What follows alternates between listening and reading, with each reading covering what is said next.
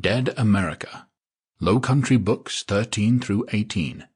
Dead America Box Sets, Book 11. Written by Derek Slaton. Narrated by Aaron Smith. Dead America.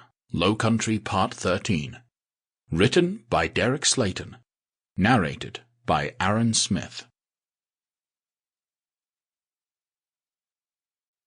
Chapter 1. Day 0 plus 24.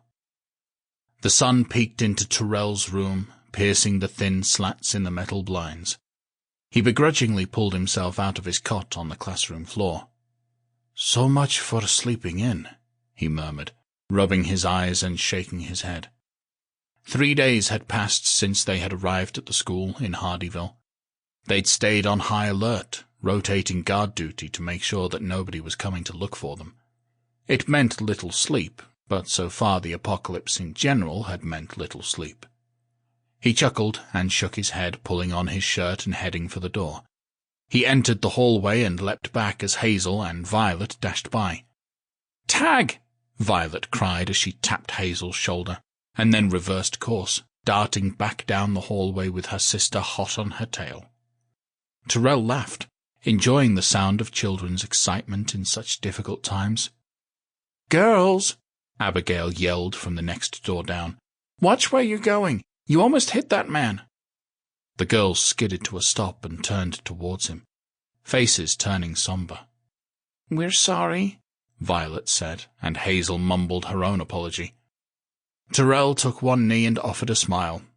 "It's okay," he assured them. "You can run and have a good time. You practice up, because after I get to working today, I'll play some tag with you. That sound good?" Their eyes lit up, and they nodded furiously, bouncing up and down. "Okay, it's a date," he said, and got to his feet. "Carry on." Hazel reached over and poked Violet's shoulder. "Tag!" she shrieked, and then took off running with her sister squealing behind her.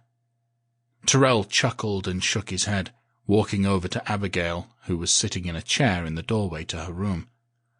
"I'm really sorry about that, Mr. Graham," she said, lacing her fingers together in her lap.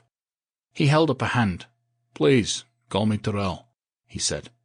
"Okay, Tyrrell," she replied with a soft smile, and then motioned to her 2 giggling daughters.